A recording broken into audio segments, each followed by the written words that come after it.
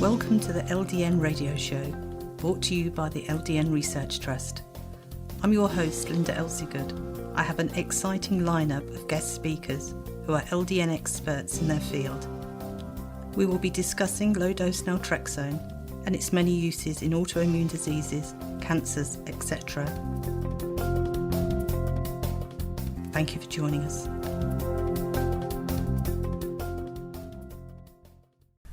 I'd like to introduce our guest from the UK, Darren. Thank you for joining us today, Darren. You're welcome. So could you tell us the symptoms that you were experiencing prior to diagnosis? Okay, where do I start? Right, so various digestive problems, mind fog, low mood, aches and pains, inflammation, joint pain, like I said, lots of digestive issues, toilet, always going to the toilet a lot. Just basically lots and lots of inflammation in different areas. Mm-hmm.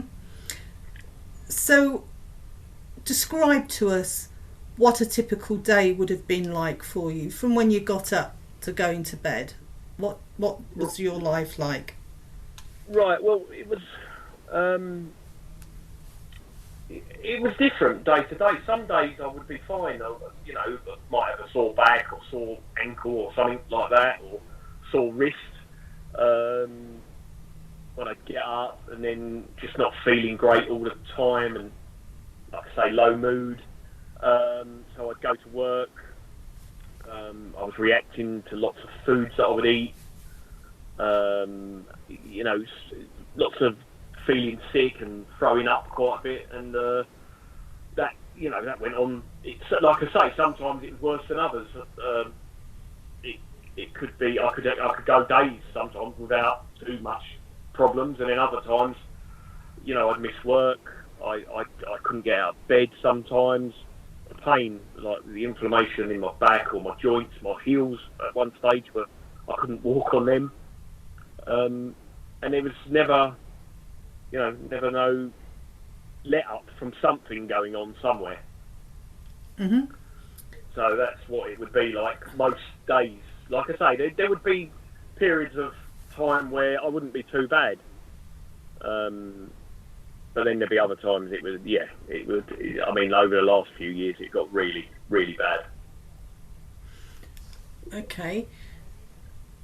Knowing what the NHS is like, especially since COVID, how long ago was it that you first noticed these problems? It's been going on for probably 2 decades. Okay.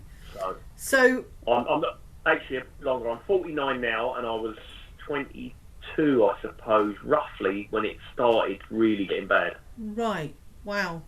A long time. So back then, did you go to the doctors? Oh yeah, went to the doctors. First I was diagnosed with IBS and given some useless medication that didn't help at all. Then they told me it was all in my mind, depression. So they prescribed me antidepressants. That, then again, I'd get a period of time where I wasn't too bad, so I'd just leave it. I wouldn't go back to them anymore. Then go back again. I'm just backwards and forwards, different diagnosis. Just only ever one box of pills for one little problem, which never resolved any of the issues. Well, that's very frustrating, isn't it, when you're trying to cope with something? Yeah. Well, I had no idea, as a young man especially, I had no idea what was going on.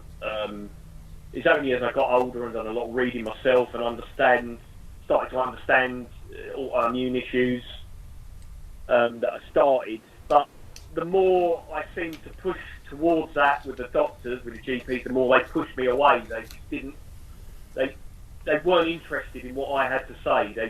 They wanted to look at one bunch of symptoms, which would never, okay, yes, so today you've got sore ankles, so you've got you've got a sprained ankle or something like that. Well, no, that'll go away tomorrow, and then it'll be somewhere else.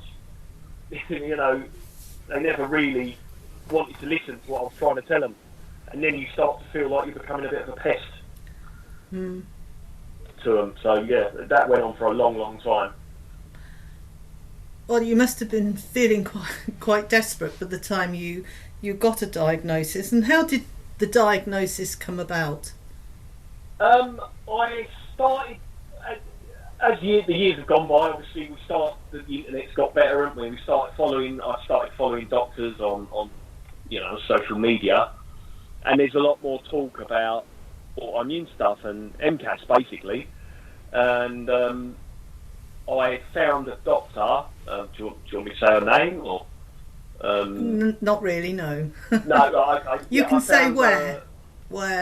I just found her online talking about these conditions, and the reason she was into it herself is she suffered with it herself, and her family suffered with it, her children. So she was talking a lot. So I managed to find her and book an appointment with her.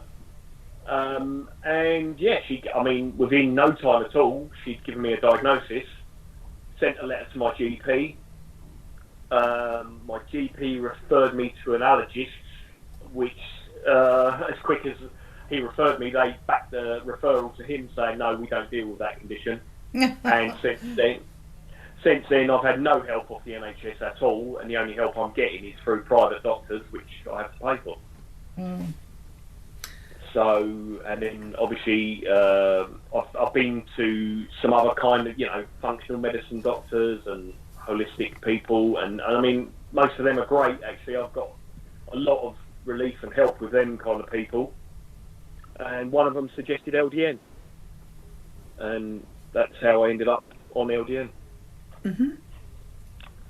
So what are you taking for your MCAS H1 and H2 blockers?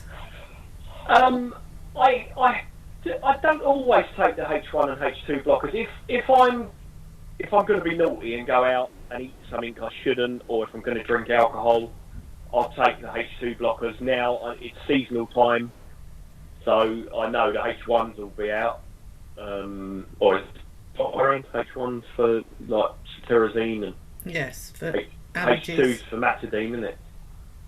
Yeah. Yeah. So yeah, I do use them. I'm not on them all the time. I don't particularly like taking too much medication. So I know prolonged use of both of them, I don't think it's that great for you. But the only drug I'm taking all the time is the LDN. And when you started the LDN, what dose did you start on? 1.5 milligrams, is it? Milligrams or mLs? It's liquid, so... Oh, liquid. Milliliters, yes. Yeah. So 1.5, and then built up slowly up to 4.5. Okay. Did you have any introductory side effects? No, not really. Was there anything? There might have been a bit of vivid dreaming. Might have been. I think I'm not sure, but I think I feel a little bit groggy in the morning when I wake up with it. I think that might be the only side effect, but it lasts literally 20 minutes, and then I'm fine. Okay. So I'm not sure if that's the LDN, but I think that's the only side effect I'm getting from it. So how long would you say it took before you started to feel better on LDN? I think, well, I've been on it now since Christmas, so this is month 4. And I reckon within about a month, I think. At first I didn't feel anything, but with about a month, so when I started getting the dose up a bit, then I started noticing differences. And yeah, the differences have been, I must say, I'm not perfect. It hasn't cured me, but I'm much more positive. I feel better. I'm losing weight. I mean, I don't know if that's the LDN or not. I think it is. There's no other reason. My inflammation has gone right down. I'm still getting a bit of pain here and there, but nowhere near as much as I was getting. My stomach is much better.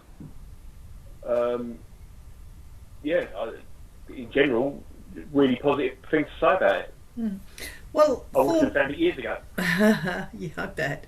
I mean, 4 months is still relatively early for LDN. Right. So it would be interesting to see in, say, 18 months' time as to, what has gone and what's remaining. I'd like to think that your pain will have gone, but we will have to see. But, because it's so early, you've still got lots of hope left, that it's going to. Right, okay, yeah, I did read that actually. I read somewhere that they reckon at least 6 months to start feeling the real benefits of it. Yes. Which has made me feel even better about it. I thought, well, if I'm seeing this improvement after 4 months, then by 6 months, hopefully hopefully it'll all be under control. Yes. So, are you having to pay privately for the LDN as well? Yeah. It's not a lot. It's only, I think it works out about £20 a month, so it's not crippling. No. The only drug I'm getting free, my GP has put me on famotidine on a repeat prescription. But like I say, I'm only taking that if I know I'm going to, if I'm going to go out and meet friends and I'm going to eat something that probably will upset me and drink. Now I think maybe I should take some of that because I wake up in the morning with terrible indigestion and heartburn and vomiting. Yes. So if you were to have scored your quality of life prior to taking LDN on a score of 1 to 10, 10 being the best, what would you have said it was? At my worst, I would say I was probably at 2. The quality of life was 2 or 3 when I was really bad. Mm-hmm.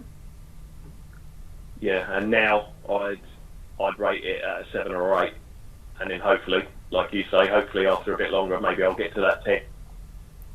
Or at least 9, eh? Yeah, or at least 9, yeah.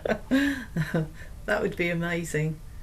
Yeah. So, it's very difficult in the UK to get diagnosed. It seems to be a lot easier in the US. What would you say to people in the UK that are struggling and not getting anywhere? What would your advice be? To be honest, I don't know, because it's a minefield. It's the medical system, because it's free to us. We're not pushy enough with them. I think that's what's behind it. Where if we were paying for these services, we would not accept the quality that we get. I know the NHS is brilliant, and I would hate to see the end of it, but because we get it for free, well, we think we get it for free, we're paying for it in our taxes, but I think because we get it for free, we're a bit gentle with them. Well, I am. I'd say to people, just keep going, keep pestering them, keep harassing them.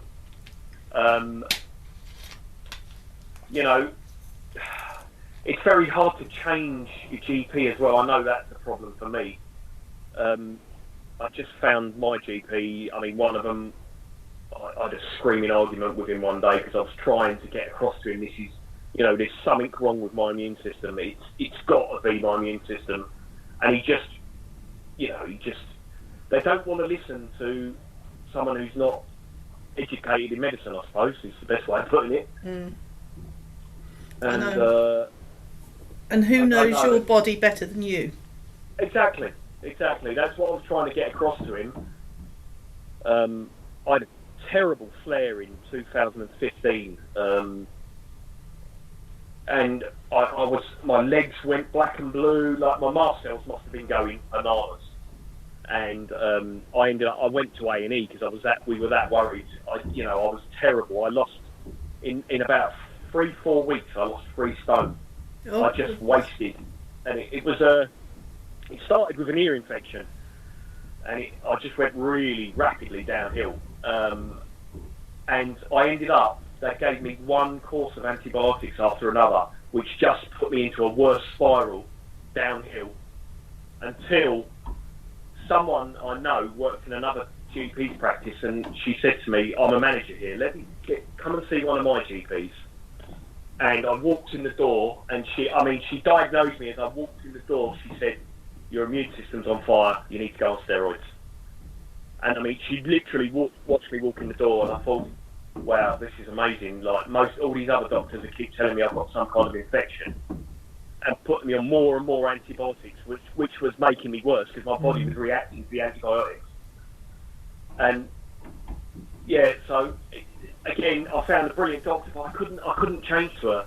I had to go back to my own GP afterwards. So I was diagnosed with one doctor, but she put me on steroids. That cured it. So yeah, I mean, my advice is just keep badgering them, just keep going, and eventually you might find someone, and keep an eye. Luckily, I could afford to pay for a private doctor, but I know a lot of people can't, especially if they're totally debilitated by it. But you know, a lot of these, maybe some of these doctors would help without. I don't know if you could contact them just via email and maybe ask them for some advice. You know, look on the social media, look up MCAS, and there is lots of advice out there on social media about it. Mm-hmm. There's some good Facebook groups. There's some good people on Instagram that I found. So they are out there. Like I say, it's just keep badgering them, keep looking. You will get the answer. Well, not always, but keep trying. Well, thank you so much, Darren, for sharing your experience with us today. Lovely to talk to someone about it.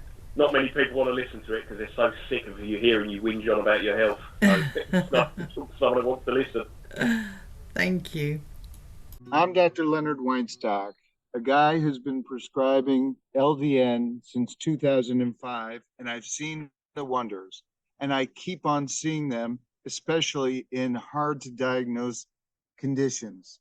They're not that hard to do, but once you know about mast cell activation syndrome, postural orthostatic tachycardia syndrome, and Ehlers-Danlos syndrome, you'll find that 17% of your friends or relatives have one or more of these conditions, and you can help them. We're making a documentary to wake up the medical community, to educate the population, but we need funding. So please fund whatever you can afford, no matter how little. www.mcasfund.com. That's mcasfund.com. Any questions or comments you may have, please email me, Linda, Linda, at ldnrt.org. I look forward to hearing from you. Thank you for joining us today. We really appreciated your company. Until next time, stay safe and keep well.